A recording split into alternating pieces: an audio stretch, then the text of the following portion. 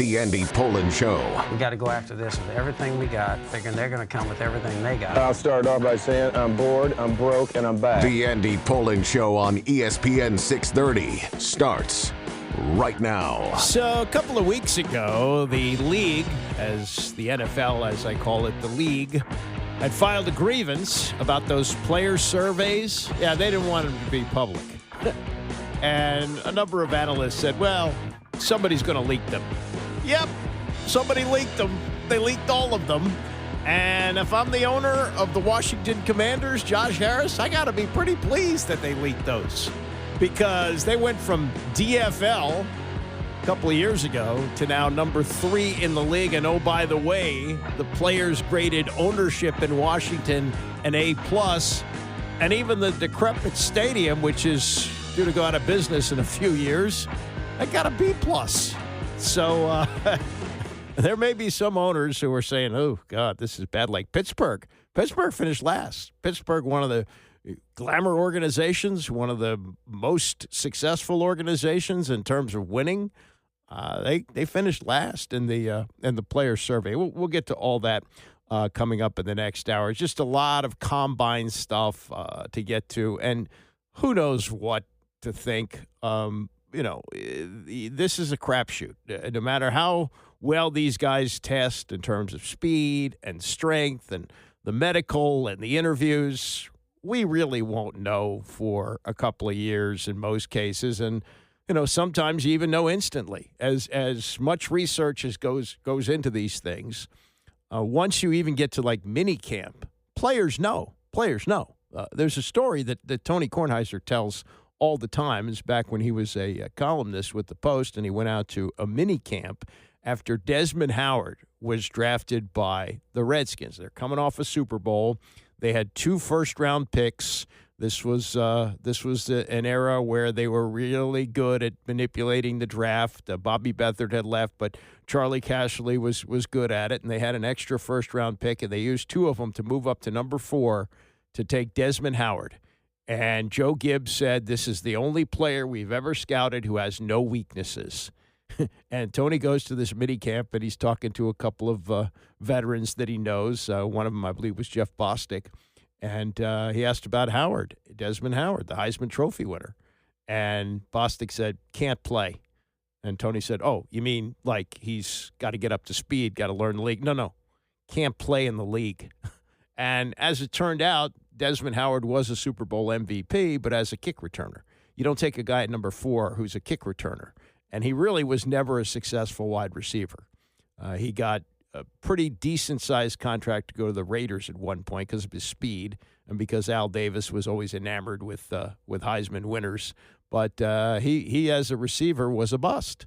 And as a kick returner, very good, hung around the league for 8 or 9 years and is now much better known as a college football analyst on ESPN. So all the stuff that goes into this and all the impressive conversations that are had and observations that are made, they often don't mean anything. They are often they're often just footnotes. And maybe the most famous workout warrior ever was Mike Mamula, who was a linebacker at Boston College, projected to be maybe a 3rd or 4th round pick, and spent his time after the season ended until the combine training for the combine drills and blew everybody away. And he was like a mid-first round pick and had a 4 or 5 year NFL career. So you just don't know. Anyway, here's Tony with Mike Wilbon, both of whom have covered NFL over the years. I'm sure they've never been to a combine because it's only been, believe it or not, it's only been within the last 25 years, maybe even 20 years, that reporters were allowed to attend the combine. And then the NFL went, wait a minute, we can sell the rights to this. We'll put it on TV. We'll make more money. And so now it's on the NFL Network constantly these few days. It started yesterday, and it'll go through the weekend. And you watch these guys sprint if you'd like. Watch them do different cone drills. Watch them lift weights if that's your thing. It's not the thing for Tony and Mike, and they had a good time with it yesterday on PTI. I like some of the measurables. I like when they find a quarterback, his hands are too small, which is a no-no, like Joe Burrow. It's too bad that Joe Burrow never became a good quarterback because his hands are too small. Really?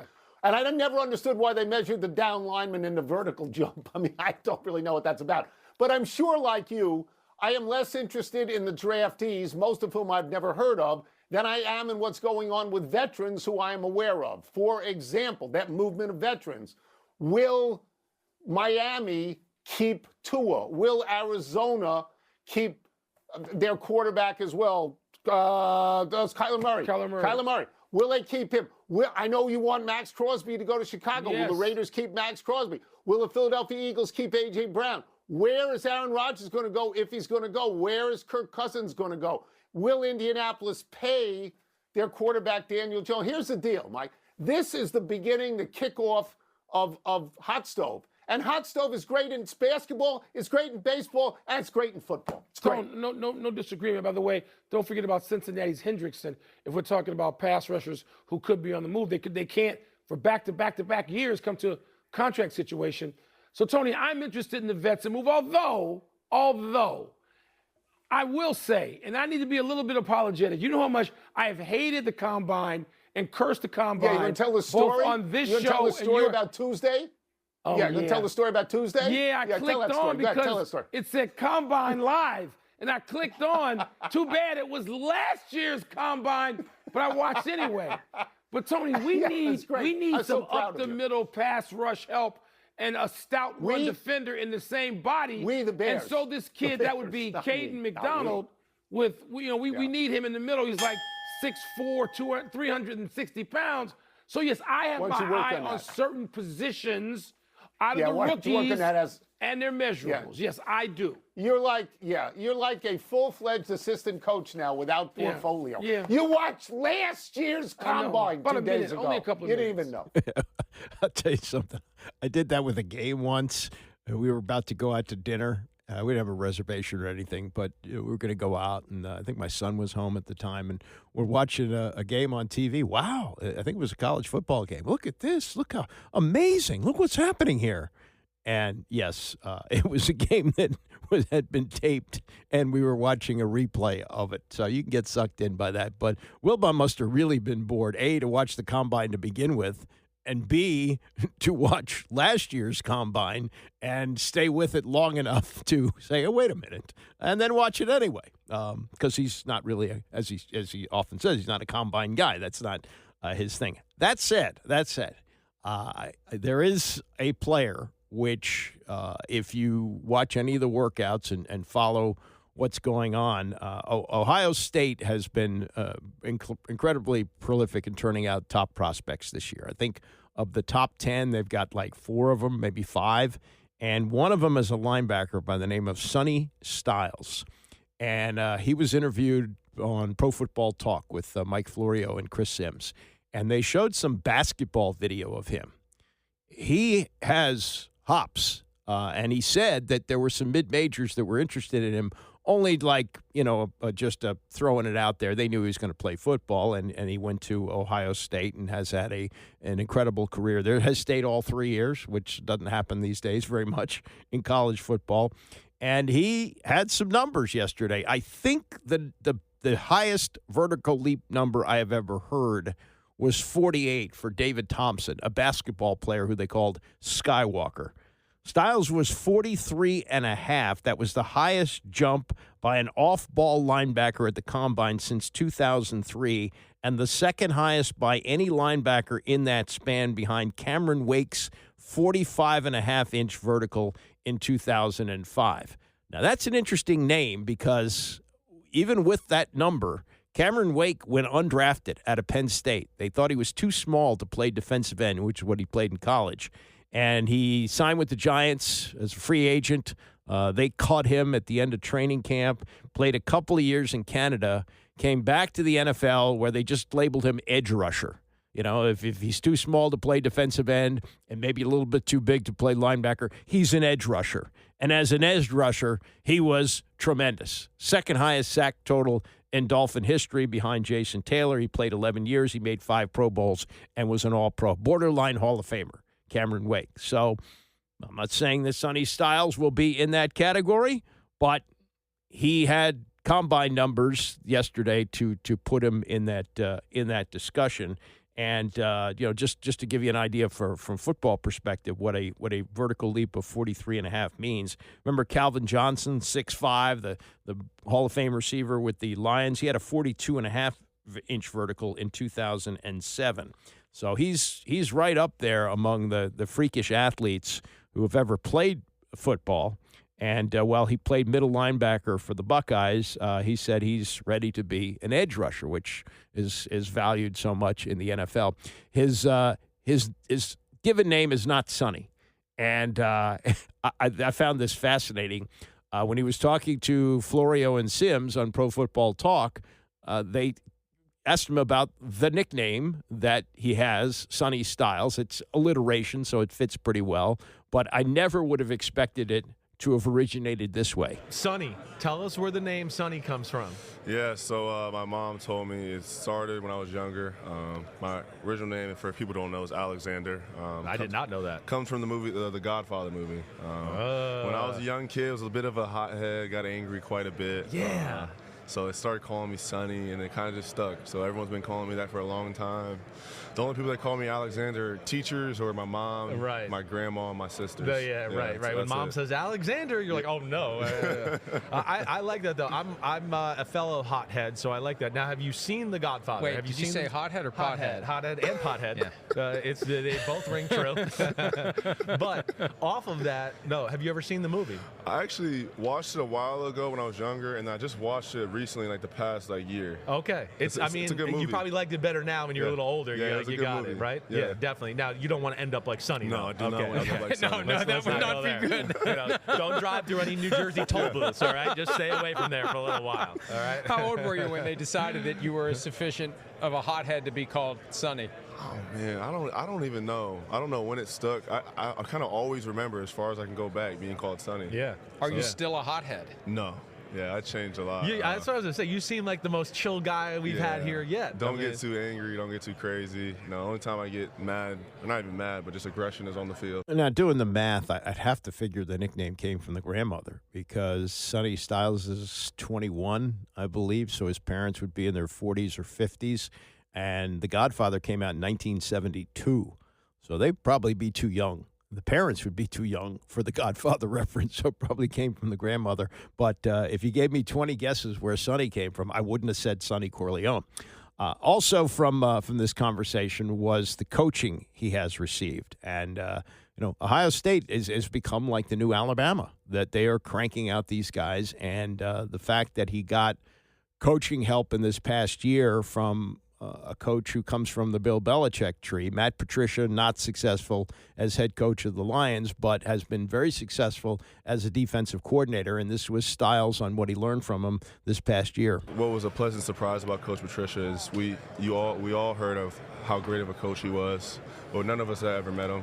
When he came in, he was an amazing person. Yeah. And that's what stood out the most, the way he treated us, the way he was able to build a relationship with us. And then, on the football side of it, the way he taught the defense, teaching us all the concepts, teaching us the beaters for every cover, teaching us the fronts, giving us different tools to move the fronts and things like that, and just making us more intelligent football players. I think it showed up on the field when we got to the season. Yeah, definitely did. And that transfers. I mean, the guy had years and years in the NFL, makes you more prepared when it's time to go to the NFL. Yes, sir. Yeah, so even when I get in these meetings and I'm talking football and talking about our defense, like these coaches are understanding the terminology I'm using because it was similar to what Coach Patricia used. Yeah. Or some of these coaches even kind of running similar defense, like same Belichick tree as Coach Patricia too. So it's awesome. Yeah, he's very impressive in these interviews and very impressive, obviously, in the drills, including the vertical jump. I mean, he's not a wide receiver, but he's going to be covering receivers out of the backfield, knocking down passes as a pass rusher. I think that's a good skill to have, but again, it's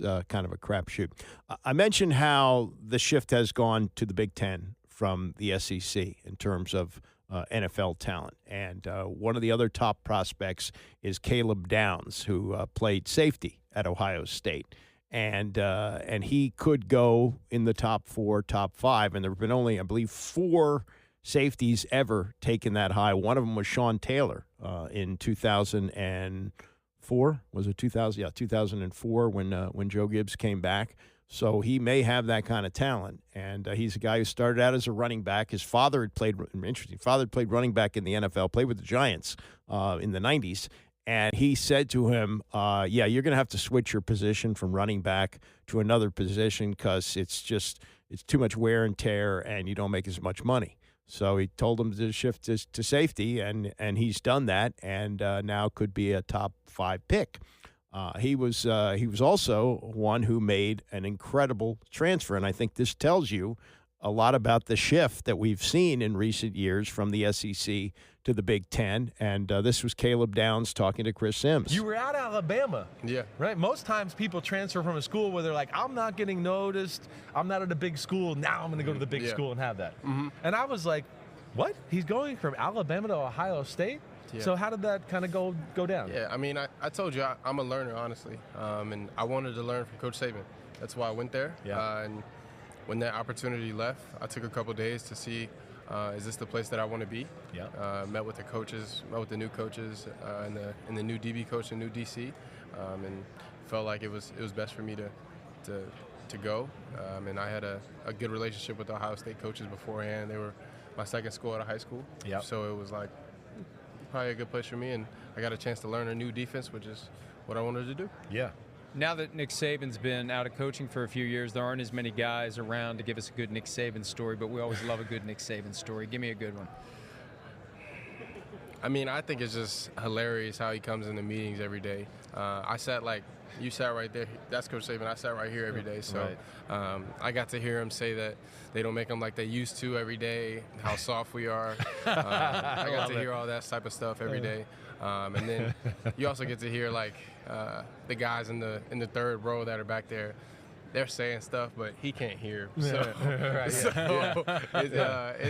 it's just situations like that where it's just funny to be around him. Well, let's piggyback off of that right there. First off, as an Alabama freshman under Saban, you were the first freshman ever to lead the team in tackles, 107. First team All-American.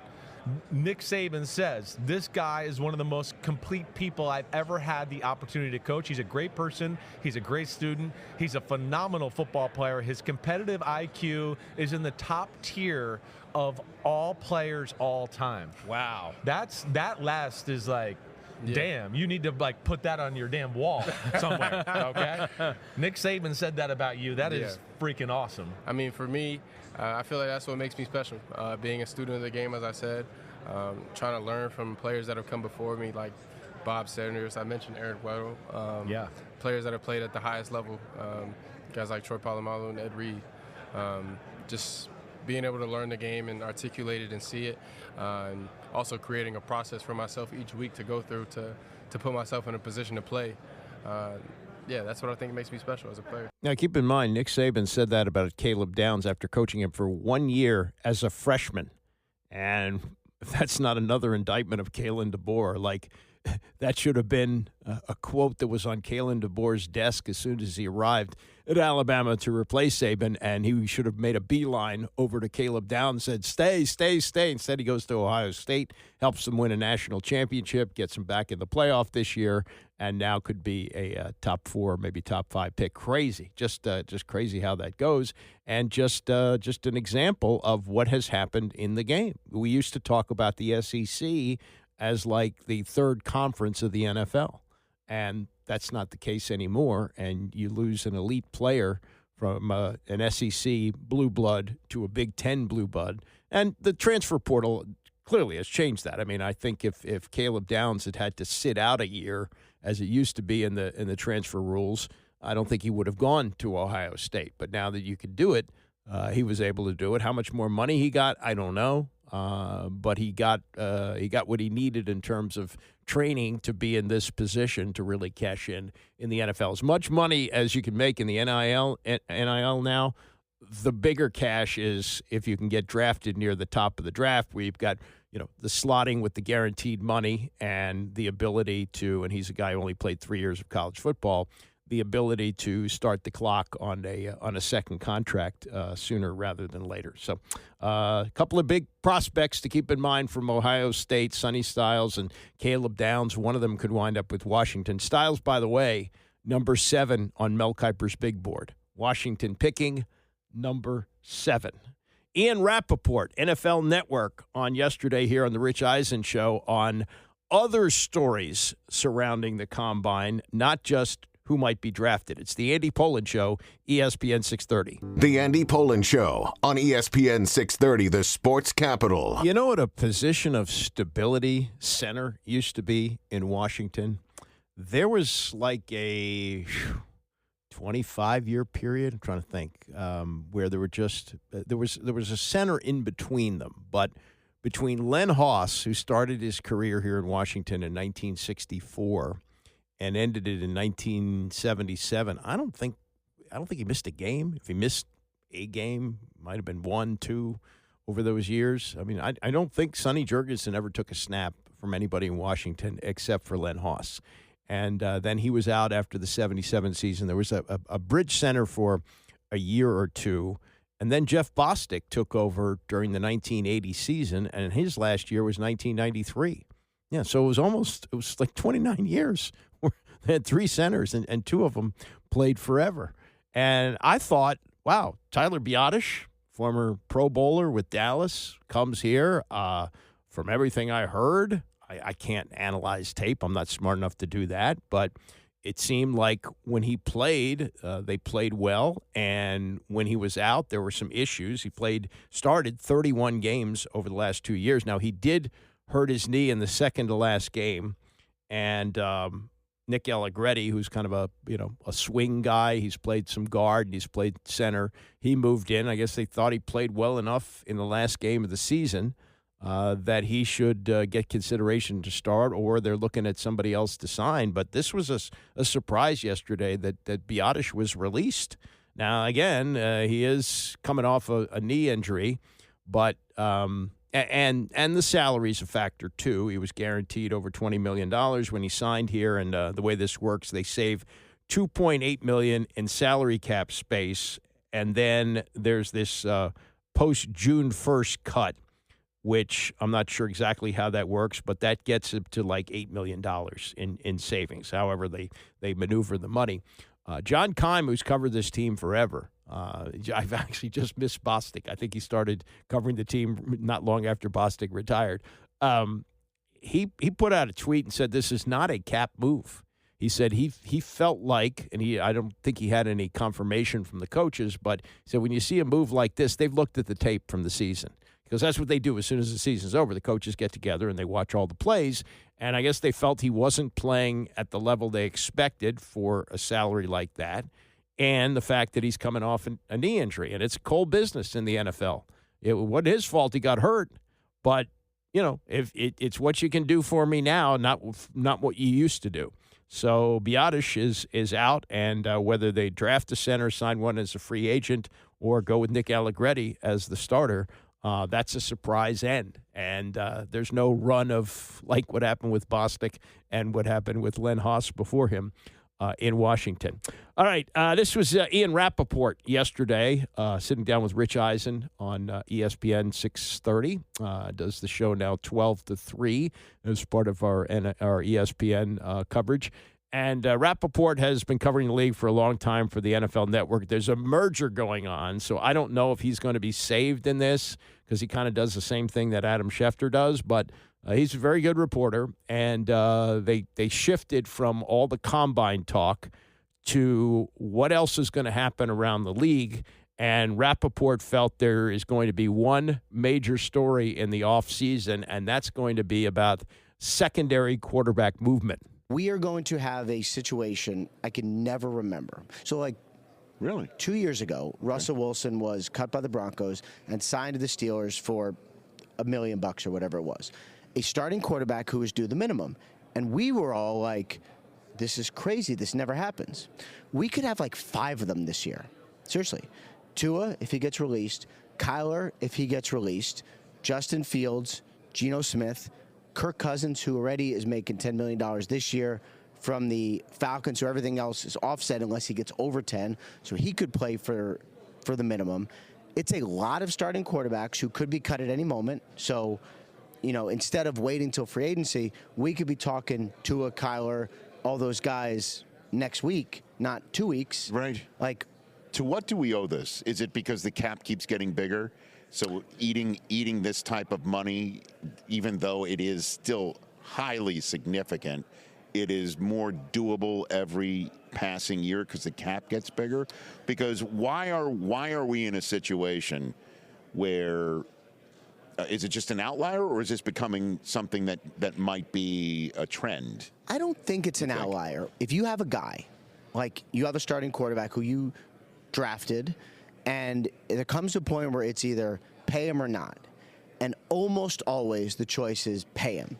Because if you don't pay him, you got to go find another one, right? And it's like every quarterback discussion, even with the Vikings, it's like, oh, are they going to, replace JJ? It's like, well, they're not going to replace him. They're going to add, because if you, you have to find someone else. So everyone decides to pay.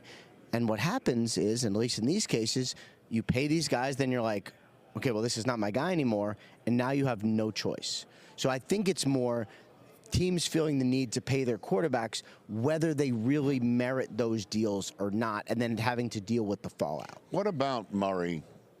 Why would the Cardinals be divorcing Kyler Murray? I haven't really heard a solid story on this. Here's the argument, and I would say this. I believe he'll get released. I don't know it for sure. So I'm not saying but here's the argument to keep him, right? The argument to keep him is he's still a good quarterback. Yes. You're already paying him $40-something million. He's due $20 million next year if he's on the roster. So that's guaranteed. If he's on the roster this year or on the roster? If he's on the roster this year, he's guaranteed $20 next year. Okay. That's why a release is likely for that money. But let's say you don't. Well, then you just deal with the $20 million later and you have your starting quarterback. And they have a new system. They have a new coach. There's a possibility that Michael Flores says, I'm just going to keep this guy. The reason why you move on is last year was a lot. He got injured. It was, I think, probably worse than people thought, took longer than people thought. They basically benched him for Jacoby Brissett, even though he was also kind of come back from an injury. They were like, Jacoby's our guy now. And I don't know how many quarterbacks will want to go back in the building after that. Those are the arguments on both sides. But before he got hurt is when he made that cryptic statement about the facilities that were being announced coming, where he said, if I'm going to be here. That was before he got hurt.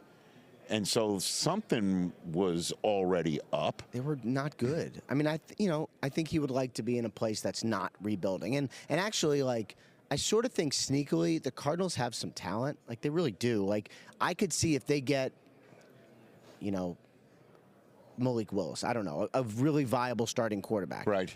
They could be kind of good. They got talent, but I just don't know. I think Kyler's, you reach a point within an organization where you're like, I don't think it's going to happen. I would like something new. Okay. And is Tua that way with Miami right now? Oh, yeah. I think, he said it. Don't take my word. Tua said, in his locker room cleanout day was basically do you think you would benefit from a fresh start? And he was like, yeah. Okay. All right. Yeah. All right. Good to know. Yeah. But now there's a new regime, and that just doesn't. Listen, both Monty Ossenfort and John Eric Sullivan, one at a podium and the latter right in the chair from which you're sitting, was all options on the table, which means it's over. At least that's the way I took it. Well, and I think both those GMs didn't do the deals that they're now trying to get out from, right. Which gives them the sort of flexibility. The flexibility to say, I'm out. Right. I'm cleaning up on aisle predecessor. Correct. So where give me spots that you think these teams, that a team would go and hire either one of these guys and say, you're our starter. There's no competition. Okay. They're not coming in as a backup. All right. You're the starter. Oh, well, that makes it harder. Okay. Right, because I don't know that there's, the Jets would be one. I'd have to look at the list. Jets would be one, I know. Right. And they can spend a little bit. So, and then I should also say Derek Carr potentially in the mix as well. Yeah, what's the scoop there? He's property of the Saints, so they would have to trade him. It wouldn't be much, but I think they could get some draft pick compensation. Okay. He's 34. Yeah. And younger than I thought. Right. His shoulder, which he thought was going to be probably done forever, is not. Didn't have surgery, but I think he's in a good place. So he's kind of in the mix for starting quarterback as well. So, you have the Dolphins, you have the Cardinals. The Raiders will need a sort of bridge guy, more of the Russell Wilson mold to help Fernando Mendoza. But Tua and Kyler won. I mean, you're going to get them, and I certainly Kyler, right? But like Tua with the Jets. I mean, that doesn't seem to make much sense. But to be honest, there's not a lot of places to go where you're like, all right, you're the starter. You're good. Malik Willis will probably get one. If you're going to the Jets, you've seen the Jets are prepping the battleships for next year's draft. Sure. They have the picks. A lot of that going around. There's a lot of that going around. So you got to also look at, an opportunity and take it, but you also know it might just be you're bridging. You are bridging. But that's okay, though, because let's say I'm not saying it's Tua to the Jets, but let's say it is. Okay. Well, like, he's only going to sign a one-year deal for nothing because he's already getting paid by the Dolphins. So, like, they can use you and you can use them. Go out, play well. However many games you win. Jets have plenty of picks. So they can get up and get whoever quarterback they want next year. Win as many games you can with Tua. Right. If he rebuilds his stock, then he could be a starter for someone else next year. Same with Kyler. That's Ian Rappaport. Ian Eagle has the same spelling, goes by Ian. That's Ian Rappaport of the NFL Network with Rich Eisen yesterday. And, you listen to those names that could be floating around at quarterback. There's the Sam Darnold factor to think about. Sam Darnold won a Super Bowl with his fifth team, bounced around the league, was a former Jets draft pick, washed out there. They kicked the tires on him in Carolina. He was a backup for a year in San Francisco, and he wins the Super Bowl with Seattle. Some of those guys are young. Tua Tagovailoa, it seems like he's been in the league longer, but he came out in 2020. That's a guy who you might think about bringing in. Marcus Mariota and Jaden Daniels have this great relationship, and Mariota has played pretty well when Daniels has been out. But you might hedge a little bit on the future of Jaden Daniels. You hope that last year was an aberration and that he comes back and resembles more of what he was in his rookie year.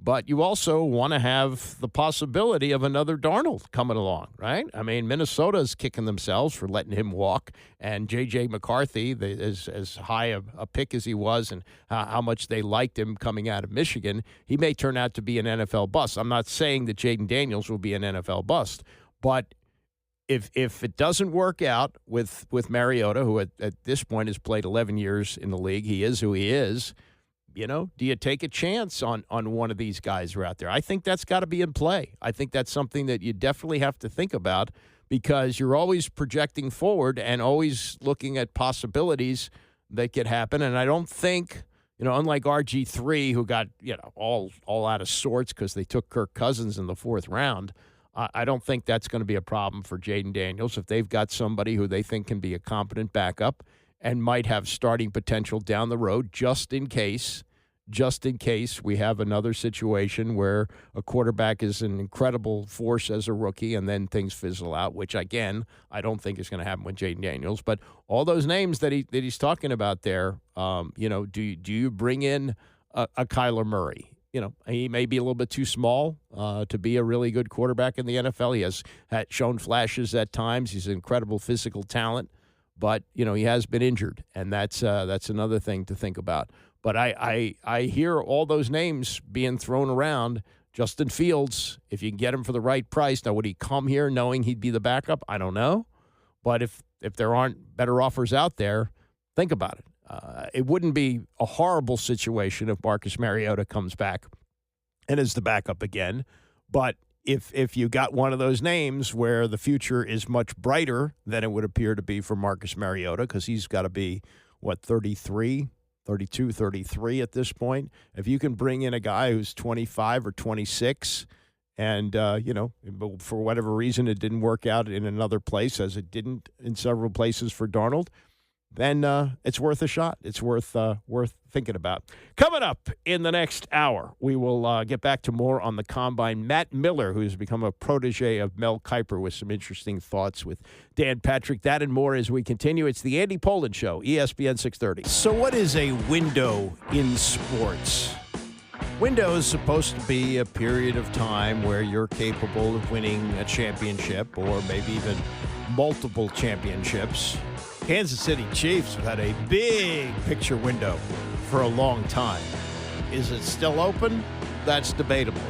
What about the teams that have recently opened up windows, like the Detroit Lions? Is that already closed?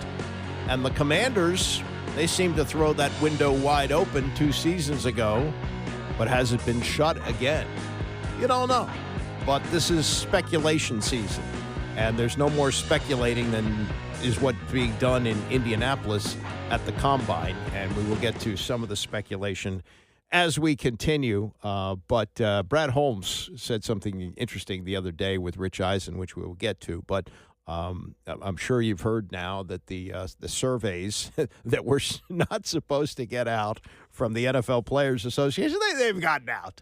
And that's what we heard when this was a couple of weeks ago, the NFL had filed a grievance against the Players Union to prevent them from publicly displaying these surveys. And an arbitrator ruled in the league's favor, saying that the practice violated the collective bargaining agreement by disparaging teams. Well, there was no team that was more disparaged than the Commanders 2 years ago, where they finished dead stinking last, and ownership got an F-. Well, that was after a year of ownership under Josh Harris, but the survey was done just as he was taking over for Dan Snyder. And, of course, they were an F- team. And Harris said to NBC Sports Washington in 2024, 2 years ago, he said, I'm not an F- guy. And he wasn't. Last year, they moved up to 11. Now they're number three among teams. And ownership in the grades got an A+, ownership from the players. And this is, the players don't have to say who they are, so it's an anonymous survey. So the league looks kind of silly here in this getting out. But if I'm Josh Harris, I'm saying, well, yeah, things are pretty good. And also, this is a recruiting tool. Yeah, money plays a factor. But if you tell a player, hey, you're coming to an organization that's first class, and I'll get to these grades in a second. I mean, down the line, they're tremendous. Even Joe Witt Jr., who was, in many ways a disaster as a defensive coordinator, just so-so in the year that they went to the NFC Championship game. And then last year he had his play calling duties taken away. He was a B-. That's the lowest grade that they got over all these rankings. I mean, that's pretty incredible turnaround. Even the field, Northwest Stadium, got a B+. Is that a B+ stadium? Maybe it's just the field, but yeah, the players said that is a B+. Wow. So anyway, there's more on that, but not surprisingly, once these were leaked out, and it took no time, and every team's survey was leaked out. It wasn't like just one trickled out. All of them went out, and they even have the rankings all set up on ESPN with the Steelers last. Would you expect that? No. But over the last 3 years, the Players Association has surveyed over 1,000 players over different aspects of the team, from travel to the locker room to the coaches. And so after the leaks last night, the league sent a letter to all 32 teams, which was also leaked. This wasn't supposed to be public, but CBS Sports' Jonathan Jones was among those who put it out. And this is what went out to all the teams in the league from the league office. We understand that the NFL Players Association posted its, quote, team report cards on its players-only website today, and we are aware that the media is reporting some of the purported results. I don't know if they're purported, they're results, okay? As we have previously advised, the admissions made by the union and its counsel during the grievance hearing included that report cards are union speech. The union cherry picks which topics and responses to include and exclude. Players have no role in drafting report cards commentary. The union chooses which anonymous player quotations to include and which ones to leave out. The union determines how much weight to allocate to each topic before assigning the, quote, grades confirmed on the report cards are neither reliable nor scientifically valid. In fact, these admissions explain the union's ongoing and steadfast refusal to share any data or information about the process that it inaccurately tries to characterize as scientifically valid. This sounds like something that would have come out of the White House. Anyway, they go on to basically tell the clubs to shut up. Given these significant admitted limitations, we continue to recommend that clubs prioritize feedback and information provided directly by their own players rather than relying on the NFL Players Association's agenda-driven exercise. We further recommend that clubs refrain from commenting or engaging publicly on the alleged survey and report card results. Doing so only provides credibility to the union's media campaign. Well, if I were the Commanders, I would be parading these results. I would put them on a big banner and fly them over Northwest Stadium. Treatment of the families, B+. Now, keep in mind the Don Van Natta report that was on ESPN, I want to say 2002. It was before Dan Snyder announced that they were selling the team. And there was a wife of one of the players with a small child or small children, and she went to Tanya Snyder, who at that point had the co-ownership label, because Snyder thought, well, if they take the team away from me, maybe my wife can keep it. That was a kind of a last-ditch attempt. And she went to Tanya Snyder and said, we would like to have a changing station for our children who are in diapers near where the players' wives sit. And Tanya Snyder reportedly said to her, oh, we're going to have a new stadium soon. Don't worry about that. And the wife said, what does it cost, $5,000? I'll pay for it.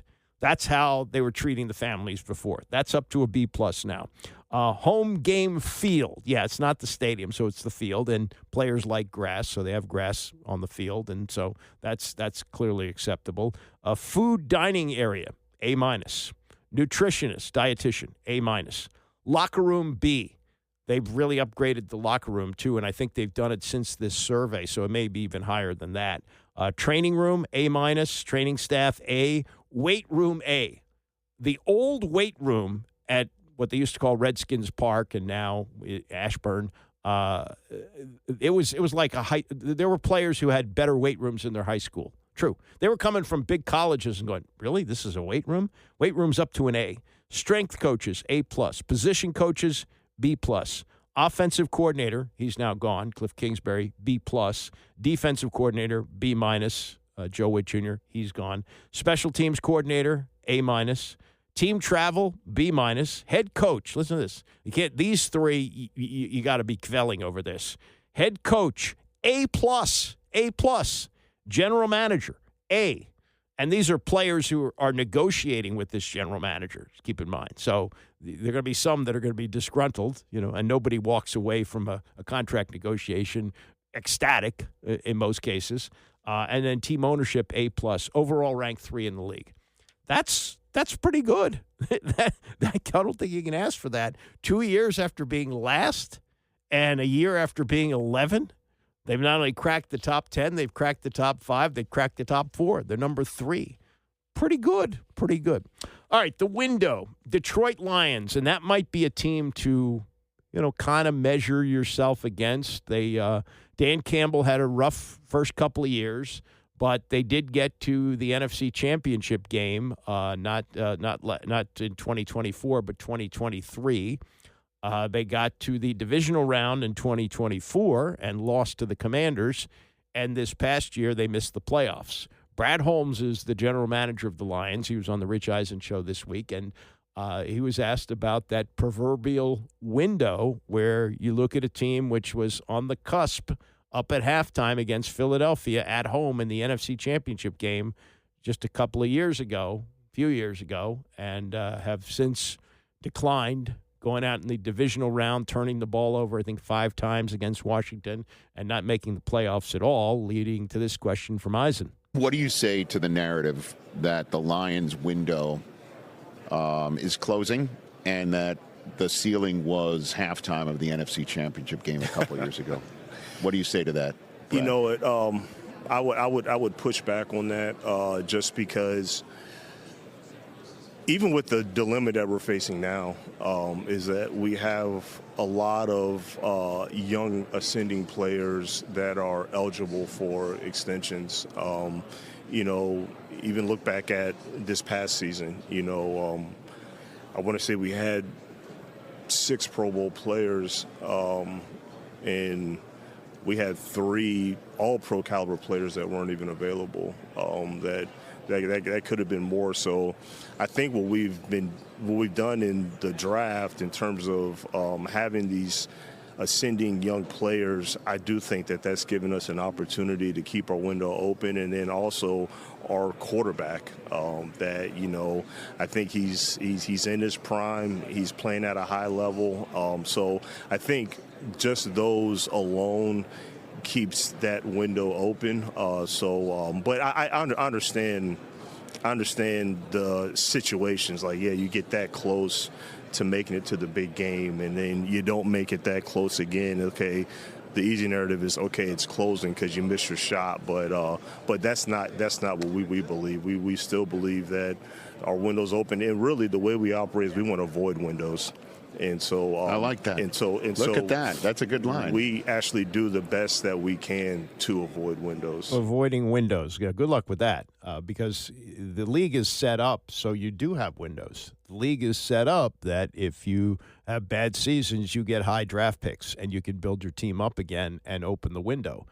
As those players age out, and you have to get rid of them because of salary reasons or performance issues, it's going to take you a while to get back up again. So you can say that it's a good phrase. You can put it on a T-shirt, but it's not really the way the league works. So the window could be closed, or they could have a season of great health and players play above their heads and they're back right in it. But even Dan Campbell said after they lost to Washington a couple of years ago that the window may be closing. He allowed for that. Now, he's a very positive guy, but he knows that another non-playoff year, they may look at Dan Campbell and say, as great a job as he's done, we got to make a change here, because we can't operate this way where we feel our window is open and the team is not performing at the level that we have the expectation of after being one of the worst franchises in the league for years. Remember, Cleveland had 2 seasons where they were 0-16 and then 1-15. Well, Detroit was the first team to go 0-16. They were like the reverse Miami Dolphins. And believe me, when Cleveland finished 0-16, they didn't toast themselves. Probably privately they did, but not publicly like the Dolphins. We talk about the underwear Olympics that are going on now, the weighing, the measuring, the strength, all that stuff with the players. There's also the off-season horse trading that goes on, specifically star players like Max Crosby, who's made it clear that he wants out. Now, he could be one of those guys that's just untouchable, and the Raiders have essentially said that. He's that great. Well, Tom Pelissero, who covers the league for the NFL Network, on with Rich Eisen yesterday on that notion that this guy is completely untouchable. There's about 1,700 players in the NFL, 2,800 in the offseason. I would say maybe start to this answer. Maybe 20 of them, it's a thank you for your interest, hang up the phone. Maybe 20 in the entire league. There are not many guys that there is not a price. And just, again, my opinion, look at the circumstances here. Right. You have a player that has been very frustrated on multiple levels. Yes. And has expressed that. We know that much for sure. We have a Raiders team that is not probably a Max Crosby away from winning the Super Bowl this year. New regime. Clint Kubiak has had a good coffee with him, spent a little time with him. I do not believe that John Spytek, Tom Brady want to trade Max Crosby. But there are so many teams that need pass rush help. Yeah. Every contending type team. I've been asked here, would it be the Bears? Would it be the 49ers? Would it be the Bills? Would it be the Lions? Everybody. Patriots. I would say, why would any of those teams, any team that's a contender, not make the call and try to find out what the price would be? Well, what is the price? That's what I'm saying. Are the Raiders verbalizing a price in these conversations? It's not really how it works in terms of it has to be here. Sometimes. But a lot of times it is more so, what would you offer? Why would we, as the team that has the player that other people want, constrain ourselves by saying, here's the price tag? It's because much more somebody could just go hog wild and say, I'll give you 3 ones. And all they were going to ask you for or you continue was 2. to listen to what you're being offered and then let people know, well, actually, we're being offered this. And that's a lot of times how you drive the market. I don't believe that it would be Micah Parsons, which was 2 ones, and you don't. Kenny Clark. Why? Max is 29 years old.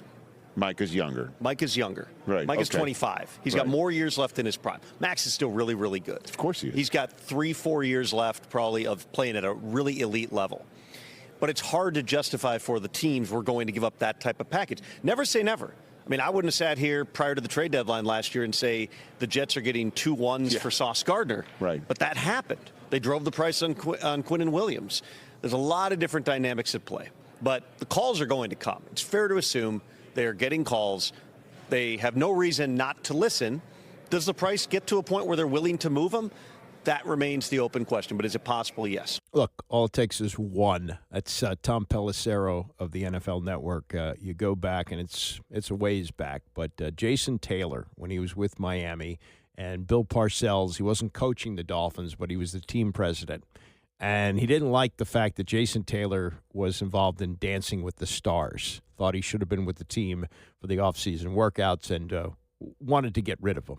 And sure enough, he found a sucker in Vinny Serrato. Vinny was probably the first call that people would make where they would kind of throw out a lifeline, hey, Vinny, call me and make me a stupid offer, which Vinny did. It was 2 high draft picks for a guy who played, I don't know, half the season, a little more than half the season, had some injuries, and then was gone at the end of the year.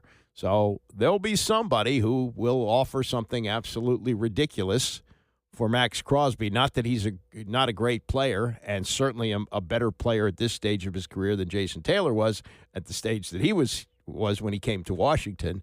But that's all it takes. There are 32 teams, 32 different owners. Not that they always make the call, but they kind of let it be known through hey, I'd really like to get that guy. So don't be shocked if something comes down the line and there is a trade of Crosby because he is 28, but if they're 2 or 3 years away, by the time they get to age 31, how much will he have left, and will they be good enough to contend with him, or do you get assets for him and build the team up? But that's a very intriguing possibility that somebody's going to make a ridiculous offer. All right, that's it for me. I got the weekend coming up. I got here in a hurry, and we're almost out of February. Thank God. I'll see you back here on Monday morning at 9 a.m.